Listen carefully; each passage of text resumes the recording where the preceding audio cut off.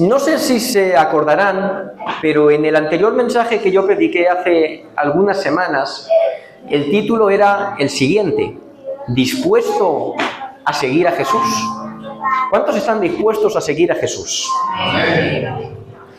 Yo dije que para respondernos antes esa pregunta debíamos responder otras tres, que eran: ¿por qué debo seguir a Jesús? ¿Qué implica seguir a Jesús? ¿Cómo debo seguir a Jesús? No sé si se acordarán, pero respondimos la primera pregunta, que era: ¿por qué debo seguir a Jesús? Y vimos bien claro que la respuesta era sencilla: Jesús es Dios y sin Él no tenemos vida eterna ni comunión con Dios. Y como Jesús es Dios, Jesús debe ser todo en tu vida. Y no debe ser un simple complemento, que era, por ejemplo, lo que quería el joven rico. Y cuando tenemos eso claro, quién es Jesús y por tanto, por qué debemos seguirle, yo creo que podemos dar paso a contestar las otras dos preguntas. La primera de ellas: ¿qué implica seguir a Jesús? Porque cuando vamos al Nuevo Testamento, los tipos que utilizan los escritores para hablar de la conversión son cosas muy radicales. O sea, podemos darnos cuenta por estas tipificaciones lo que significa el cambio tan radical de lo que significa la conversión. Por ejemplo, nuestro Señor Jesucristo en el capítulo 3 de Juan habla de que convertirse a Dios es nacer de nuevo. Lo que da a entender que aquel que nace debe ser distinto del que era antes. En 2 Corintios 5:17, el apóstol Pablo es muy claro. Dice: si alguno está en Cristo, dice, nueva criatura es. Las cosas viejas pasaron y todas son hechas nuevas. Nuevamente, seguir a Cristo implica que el yo de ahora no tiene nada que ver con el yo que era antes. En Romanos capítulo 6, versículos 6 y 7, de nuevo Pablo dice lo siguiente. Dice: sabiendo esto, que nuestro viejo hombre fue crucificado con él, para que el cuerpo del pecado sea destruido. Aquí Pablo habla de un cambio tan radical que se debe producir en nosotros cuando aceptamos a Cristo y cuando decidimos seguirle, que nuestro antiguo yo debe ser crucificado y destruido. Así de radical tipifica el Nuevo Testamento lo que significa convertirse a Cristo. Luego queda bien claro que una decisión verdadera, repito, una decisión verdadera de seguir a Jesús implica un cambio tan radical que debe marcar un antes y un después en nosotros. Y que, de lo contrario, si no se ha producido ese cambio, será una evidencia muy clara de que verdaderamente jamás hemos tenido intención de seguir a Jesús. Por eso, cuando hablamos de las cosas que implican seguir a Cristo, yo creo que la primera de la que tenemos que hablar es del arrepentimiento. Seguir a Jesús implica tener un arrepentimiento verdadero dentro de nuestros corazones. Pero yo creo firmemente que hoy en día no sabemos lo que significa la palabra arrepentimiento. Y que la hemos cambiado, por lo menos en el significado, por lo que significa otra palabra que se parece mucho, pero que no es lo mismo, que es remordimiento. ¿Qué significa remordimiento? Dice: inquietud, pesar interno que queda después de realizar lo que se considera una mala acción. Yo hoy en día veo mucha gente que se considera cristiana que lo que siente es esto cuando peca: remordimiento. O sea, cometen un pecado, algo que ellos mismos saben que está mal, se sienten mal y acallan su conciencia interna pidiendo perdón a Dios. Pero claro, como lo que los ha movido a pedir ese perdón no ha sido un verdadero arrepentimiento, sino un remordimiento, no ha habido un cambio en ellos, por tanto vuelven a ese pecado. Pero claro, lo que Dios nos pide no es remordimiento, lo que Dios nos pide es arrepentimiento, y son cosas, créanse, aunque las palabras en castellano se parezcan mucho, créanse que son cosas muy distintas. Miren, la palabra griega que el Nuevo Testamento utiliza para arrepentimiento es metanoia. Y metanoia significa literalmente transformación de la mente. Miren, para que nos hagamos una idea, metanoia comparte raíz con la palabra metamorfosis, cambio de forma. ¿Saben lo que significa metamorfosis? Hay animales que experimentan esto. Por ejemplo, un renacuajo se convierte en rana. O más radical todavía, un gusano sufre una metamorfosis y se convierte en mariposa. Si yo os pongo un gusano y una mariposa al lado, yo creo que por la forma jamás diríamos que pueden llegar a ser el mismo animal. ¿Por qué? Porque han sufrido una metamorfosis, han sufrido un cambio radical en su forma. ¿Saben por dónde voy, verdad? Cuando Cristo viene a tu encuentro, tu arrepentimiento tiene que ser tan radical que tu mente tiene que cambiar por completo, de tal forma que la gente que antes te conocía vea un cambio absoluto entre la persona que tú eras antes y la persona que eres ahora. Cuando vienes a Cristo, el Espíritu Santo tiene que transformar tanto tu mente que tus inclinaciones cambien por completo, de tal manera que el yo de antes de Cristo se inclinaba ante el pecado, pero el yo de después de Cristo solamente inclina su voluntad ante el Rey de Reyes y Señor de Señores. ¿Cuántos dan un fuerte aplauso a aquel que vive y que reina?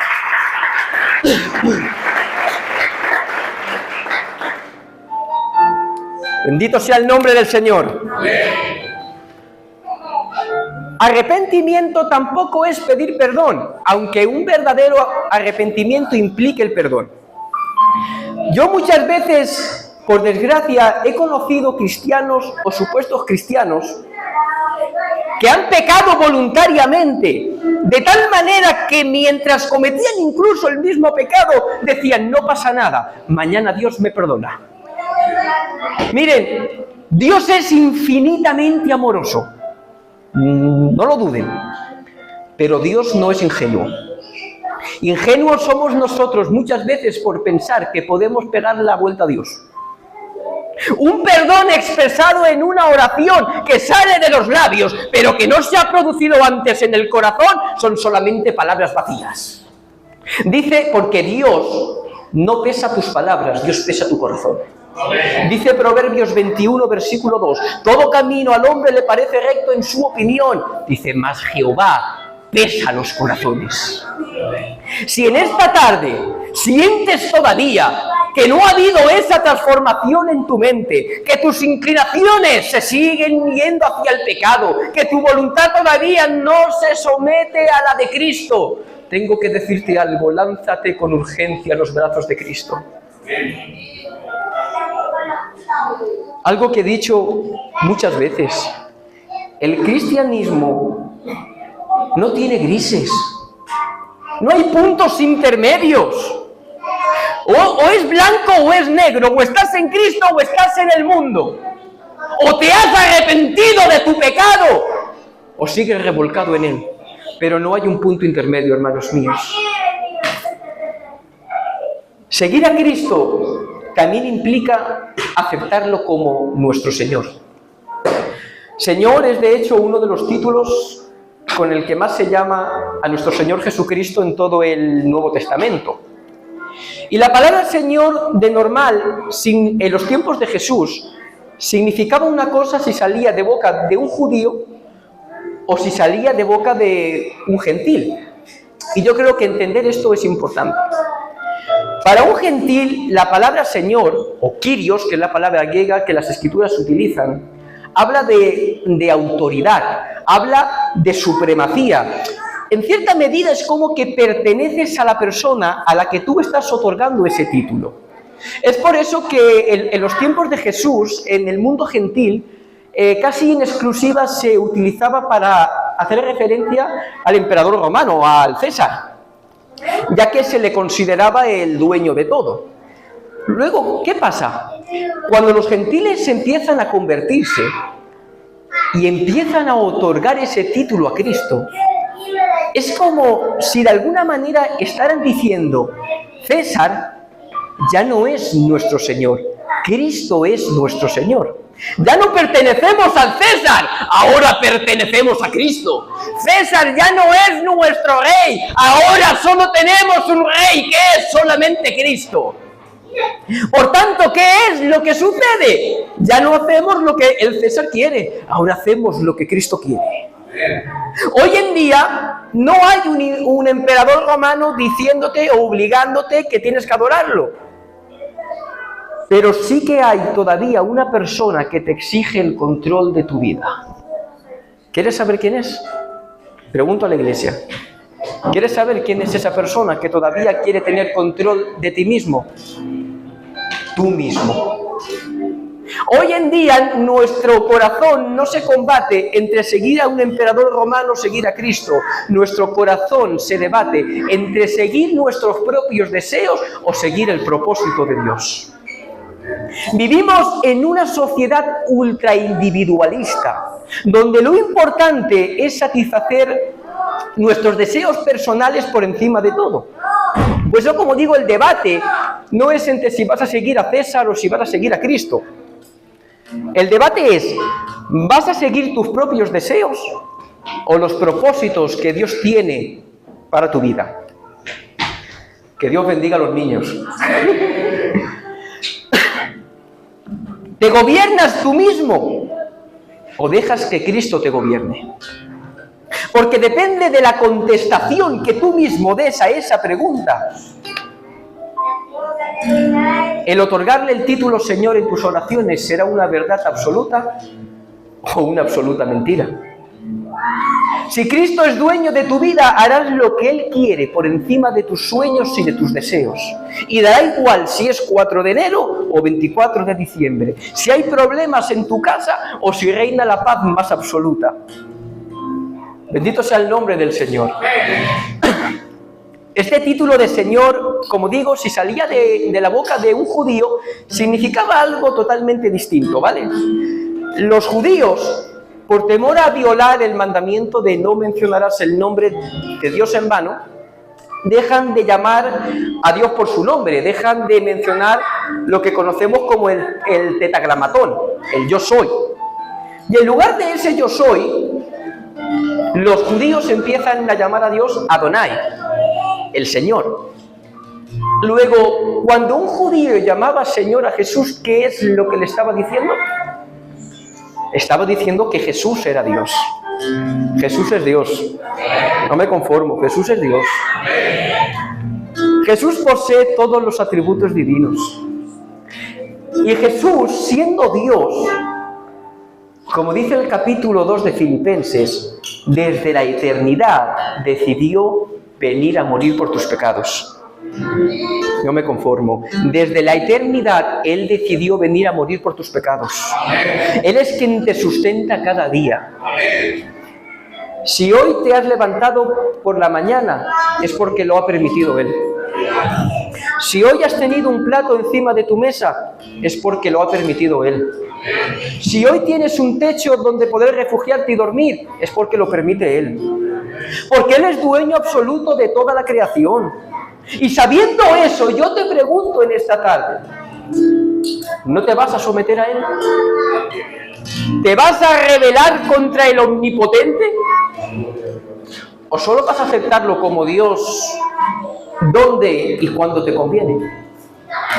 Porque de esos yo me conozco muchos. Que Jesús es su Dios cuando el familiar está enfermo. Que Jesús es su Dios cuando los hijos los meten en problemas.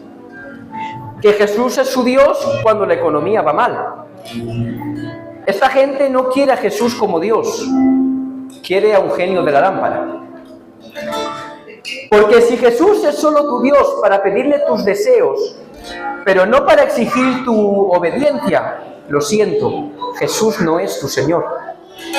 Vuelvo a decirlo, en la vida cristiana no hay grises. O aceptas a Jesús como Señor en toda tu vida, o no lo aceptas en absoluto. Pero no hay un punto intermedio. O Jesús es dueño y Señor de toda tu vida, o no es nada. Pero no hay un punto intermedio. Yo te pregunto en esta tarde, ¿vas a dejar que Cristo gobierne tu vida? Muy pocos. ¿Vas a dejar que Cristo gobierne tu vida? Bendito sea el nombre del Señor. La tercera cosa que implica seguir a Cristo es que Él debe ocupar la primacía en tu vida. Él debe ocupar el trono de tu vida, el primer lugar. Tu prioridad número uno debe ser Jesús. El orden en el que he ido mencionando estas cosas no es casualidad. Porque si no te arrepientes de tu vida de pecado y te sometes a Cristo, Él nunca va a poder ser lo primero en tu vida. Decir que Cristo es lo primero en nuestras vidas es algo que con frecuencia nos cuesta muy poco decirlo con los labios, pero nos cuesta mucho hacerlo realidad en nuestras vidas. El texto con el que iniciaba este mensaje nos dejaba 3 intercambios de palabras de Cristo con personas que pretendían seguirle. La primera de ellas es alguien que le decía: Maestro, te seguiré donde quiera que vayas. A lo que Cristo contesta: las zorras tienen madrigueras, las aves tienen nidos, pero el Hijo del Hombre no tiene dónde recostar su cabeza. En aquel momento preciso, convertirse en seguidor de Jesús implicaba acompañarle de pueblo en pueblo, implicaba renunciar la mayoría de veces a dormir en un techo, a dormir en los caminos, implicaba dejar tu oficio, implicaba renunciar a una seguridad económica. Hoy en día yo creo que no es distinto. Seguir a Jesús hoy en día, en cierta medida, también significa renunciar a cierta facilidad económica, voy a llamarlo yo. Porque vamos a ser realistas. Hay más facilidades para encontrar economía en los que están en el mundo que para los cristianos. No voy a entrar en los negocios ilícitos, ¿vale? Yo creo que todos sabemos que hay cosas que un cristiano ni puede tocar ni puede vender. ¿Amén? Yo creo que eso ya lo podemos dar por hecho, ¿verdad? Pero, por ejemplo, hoy en día existe una facilidad que, por desgracia, he escuchado que lo está haciendo mucha gente que se considera cristiana. Y es gente que va ante las autoridades, un matrimonio va ante las autoridades, se divorcian legalmente, pero en la realidad es mentira, y así uno de ellos puede seguir trabajando mientras el otro cobra una paga. Eso un cristiano no puede hacerlo. O de recortar gastos ocupando una casa que no es mía y enganchándome la luz y el agua. Eso un cristiano no puede hacerlo. Un verdadero seguidor de Jesús tiene que estar dispuesto a renunciar muchas veces a facilidades económicas que los del mundo sí que tienen. Todavía más si aquello a lo que debemos renunciar implica pecado. El problema es que no estamos dispuestos muchas veces a renunciar a nuestra estabilidad y facilidad económica. Yo no estoy diciendo que dejes tu trabajo. Dice en la palabra de Dios que todo aquel que no provee para su casa es peor que un incrédulo. Pero por desgracia hoy vemos muchos cristianos, o que se consideran cristianos, que no tienen ninguna objeción de conciencia a la hora de mentir o coger lo que no es suyo por tener más facilidad económica. Y cuando hacemos eso, estamos desplazando a Cristo. ¿Qué decía el Maestro? Buscad el reino de Dios y su justicia, y todas las demás cosas os serán por añadidura. Un cristiano que pone a Cristo en primer lugar debe confiar en el sustento y cuidado de Dios. Cuando usamos los medios del diablo para nuestro sustento, es señal de que ya no confiamos en Dios. Y si no confías en Dios, no puedes ser seguidor de Cristo. Esto es así. Seguir a Cristo es un llamado radical. Nosotros muchas veces rebajamos las exigencias del Evangelio, pero el Evangelio es el que es y nosotros no podemos cambiarlo. El segundo le dice lo siguiente: Señor, primero déjame ir a enterrar a mi padre y luego te seguiré. Jesús contesta, deja que los muertos entierren a sus muertos, pero tú ve y proclama el reino de Dios. Hay varias interpretaciones de lo que significa este pasaje. Yo voy a dar la que a mi juicio es la correcta, ¿vale? Cuando este hombre le está diciendo a Jesús, déjame ir a enterrar a mi padre y después te seguiré, lo que le está diciendo es una expresión que se utilizaba mucho en Oriente Medio, y lo que realmente le estaba diciendo es, Señor, déjame disfrutar en vida de mi padre y cuando se muera ya te seguiré. O sea, eso podían pasar años y años. Claro, lo que el texto quiere que veamos es que para ese hombre era más importante disfrutar de la vida de su padre que seguir a Jesús. En el caso anterior mostraba que para nosotros debe ser más importante Jesús que las facilidades económicas. Aquí se nos muestra algo más difícil de aceptar dentro de nuestros corazones. Jesús debe ser incluso más importante que tu propia familia.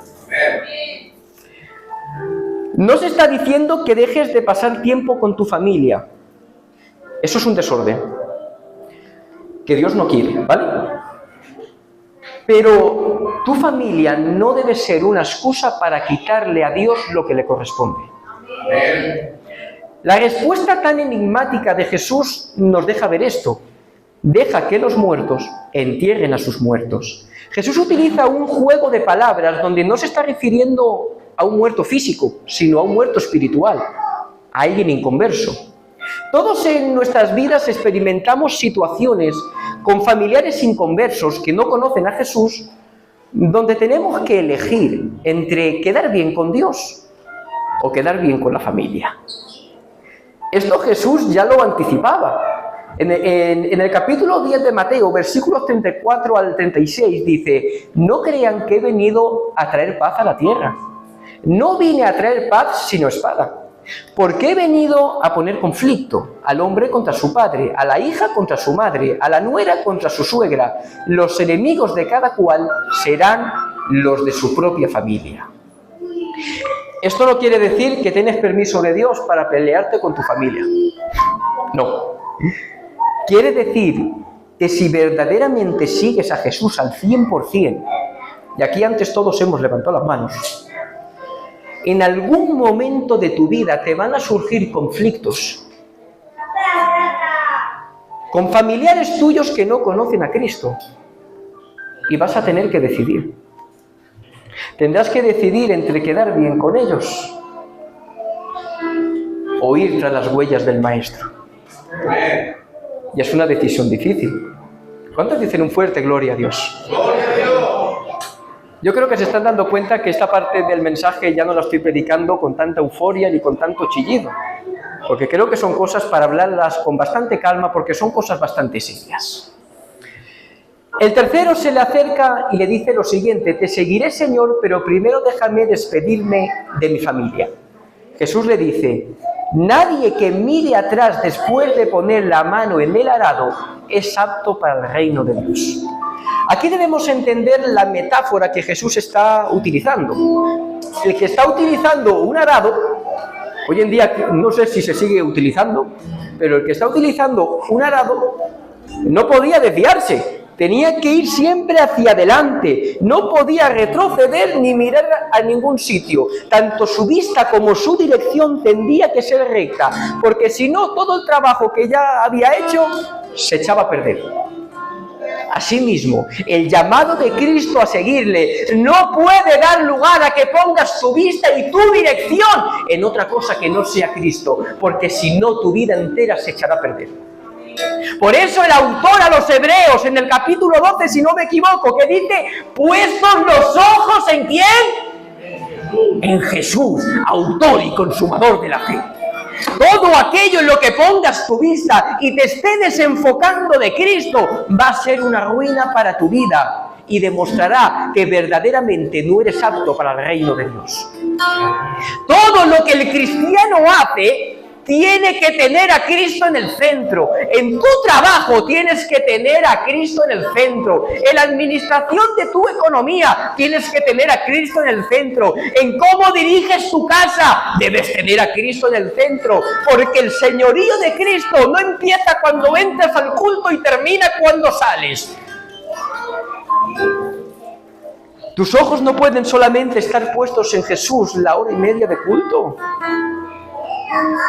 Lo vuelvo a decir, Cristo o es todo en tu vida o no es nada. Que lo que nosotros llamamos cristiano de culto no es cristiano ni es nada. Es alguien que se aburre por las tardes y no tiene otra cosa mejor que venir al culto. Si todo en tu vida, todas las cosas que haces, todas las cosas que piensas, todas tus acciones no tienen a Cristo como objetivo, siento decirte algo, no eres seguidor de Cristo. Cristo es el Señor de tu vida, las 24 horas del día, 7 días a la semana, 365 días del año. Cristo no te llamó para que volvieras a poner tu vista en lo que eras antes. Y eso no significa que no vayamos a tener errores y caídas. Significa que tienes que avanzar tras las huellas de Jesús. Dice el capítulo 12 de Hebreos, versículo 1, despojémonos también de todo peso que nos estorba y del pecado que tan fácilmente nos envuelve. Dice, corramos con paciencia la carrera que tenemos por delante. Si has decidido seguir a Cristo, y vuelvo a decirlo, antes todos hemos levantado la mano, tu camino no terminó cuando te convertiste. El Maestro no te llamó para que te detuvieras, te llamó para que sigas avanzando en gracia, para que sigas avanzando en amor, para que sigas avanzando en misericordia, para que sigas avanzando en santidad, en dominio propio, para que cada día te parezcas más a Él y avances cada día más para su gloria. Luego hago la pregunta, ¿qué implica seguir a Jesús? Número 1, arrepentimiento. Número 2, sumisión a Cristo. Número 3, darle el primer lugar. ¿A quién? A mí mismo. No, ¿verdad? ¿A quién, tío Luis? A Cristo. A Cristo. Bendito sea el nombre del Señor. ¿Cuántos dan un fuerte aplauso a aquel que vive?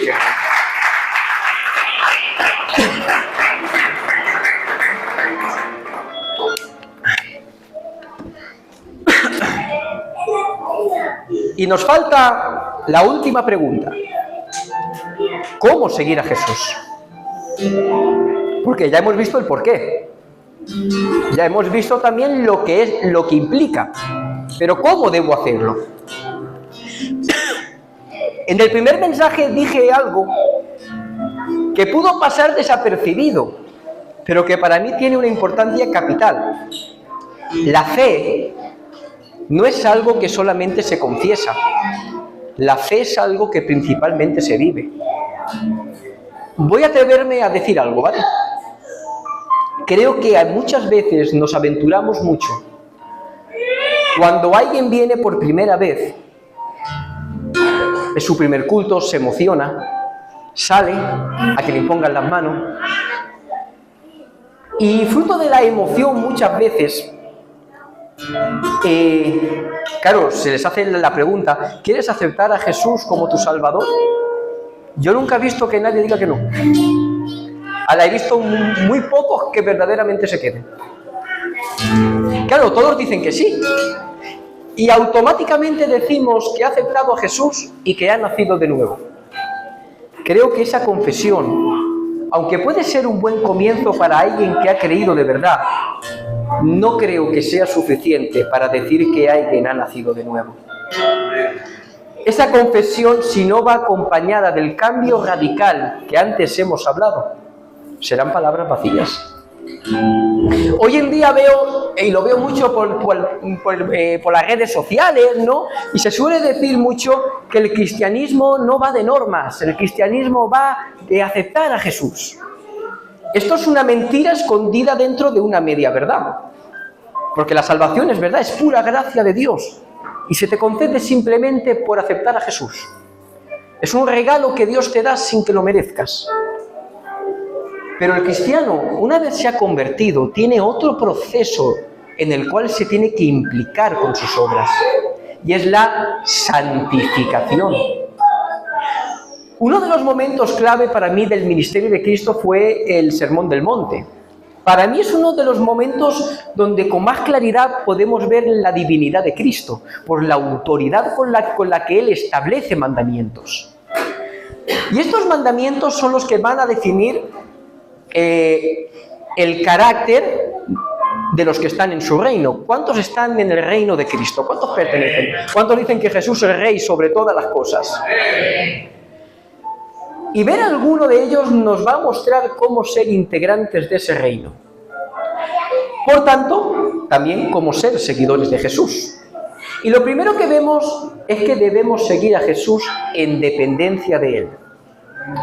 Cuando Jesús empieza con las famosas bienaventuranzas, ¿se acuerdan? El hermano David predicó hace poco de lo que significaba ser bienaventurado. ¿Se acuerdan de lo que significaba?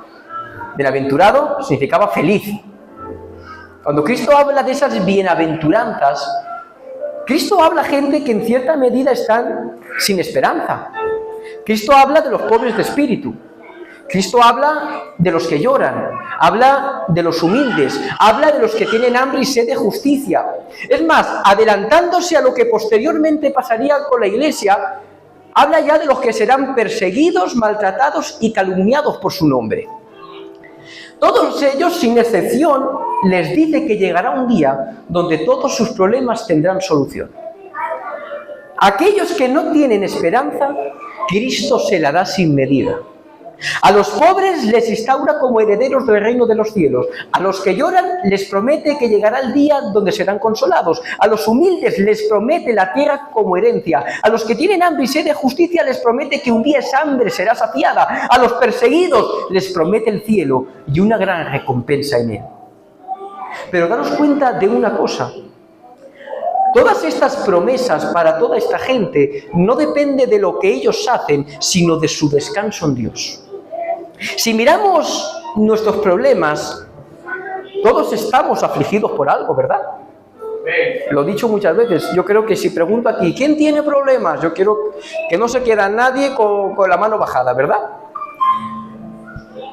Yo creo que si miramos atrás este último año, todos hemos derramado alguna lágrima, ¿verdad? Si miramos este último año, estoy seguro que todos en algún momento hemos sufrido alguna ofensa, nos han ofendido, nos han dicho algo que no nos ha sentado bien, ¿verdad? Estoy seguro que este último año todos nos hemos visto en algún momento frente a algún problema que hemos pensado que nos superaba. Y mi pregunta es, en esos momentos, ¿has confiado en tus propias fuerzas o has confiado en Dios? Cuando te han ofendido, ¿te has tomado la justicia por tu mano? ¿O lo has puesto todo en las manos de Dios? Un verdadero seguidor de Jesús debe entender que sus fuerzas no alcanzan, que sus fuerzas no llegan, que nosotros estamos limitados, que no llegamos. Y que es solo en dependencia de Jesús que podemos lograr las cosas. Y no porque las merezcamos, sino por su gracia y misericordia. Bendito sea el nombre del Señor. Digo una bastante obvia. El que sigue a Jesús debe hacerlo aprendiendo cada día de Él. Decía en cierta ocasión nuestro Señor Jesucristo: todo aquel que oye mis palabras y las pone por obra, lo compararé a un hombre prudente que edificó su casa sobre la roca.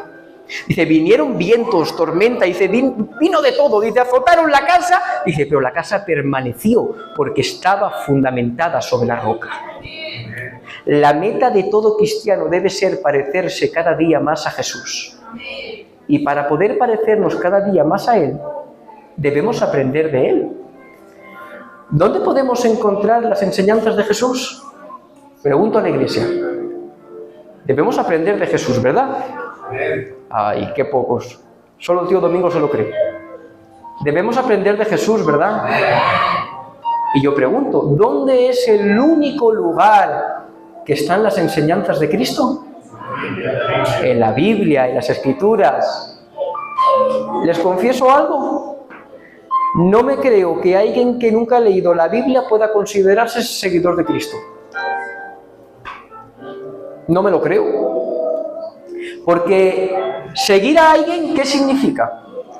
Si yo le digo al José, José, tira tú delante que yo te sigo, ¿qué quiere decir? Que él va a ir delante mía, ¿no? Y yo voy a ir detrás de él, ¿no? Y por donde él vaya, yo voy a ir, ¿no? O sea, seguir a Jesús, ¿qué es? Andar tras las huellas de Cristo. Y si no lees tu Biblia, jamás vas a poder ver esas huellas.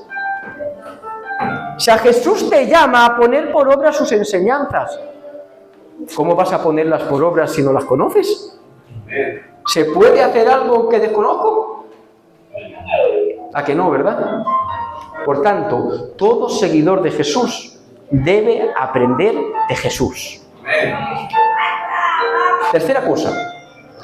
Si algo caracteriza a aquellos que siguen a Jesús, debe ser el amor. En el Sermón del Monte mismo, que es de donde estoy extrayendo estos puntos, dice lo siguiente: vosotros habéis oído que se dijo, ama a tu prójimo y odia a tu enemigo. Pero yo les digo, amen a sus enemigos y oren por quienes los persiguen, para que seáis hijos de vuestro Padre que está en los cielos.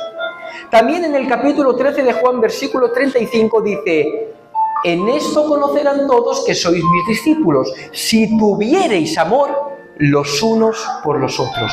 La marca distintiva de un verdadero seguidor de Jesús es el amor. El amor debe gobernar tu vida. El amor debe gobernar tus acciones. El amor debe gobernar tus pensamientos. Las personas tenemos el defecto, por nuestra naturaleza pecaminosa, de mostrar solamente amor hacia aquellos que nos caen bien. Pero el amor que Cristo nos demanda va mucho más allá. Cristo nos manda que amemos incluso a aquellos que nos odian. Dice, si solo amáis a quienes os aman, ¿qué recompensa tendréis? Dice, pues ¿no hacen también eso los gentiles? Jesús te llama también a amar a esas personas que no te caen tan bien. Jesús te llama a perdonar incluso a aquel que no merece tu perdón. Recuerda que sigues a Jesús. Y Él te amó, murió y te salvó, aun cuando tú eras enemigo de Él. Porque si había alguien que no merecíamos el perdón de Él, éramos nosotros. Si había alguien que no merecíamos su amor, créanse que éramos nosotros. Y he dicho antes que si somos seguidores de Él, debemos aprender de Él. Aprendamos a vivir en el mismo amor que Cristo nos demanda. Y la última cosa, un verdadero seguidor de Jesús debe vivir alejado del pecado y buscando la santidad. Si miras las huellas de Jesús, ¿sabes qué es lo que nunca vas a encontrar? ¿Te lo digo? Pecado. En Cristo no hay pecado. Y si estás llamado a seguir esas huellas, el pecado tiene que desaparecer de tu vida. No digo que vas a andar perfecto, como he dicho antes, ni que vas a tener tropiezos, ni que vas a tener equivocaciones. Eso, hasta que no lo reciba Dios en gloria, es completamente imposible. Pero ten algo bien claro, has sido llamado a andar en un camino de perfección.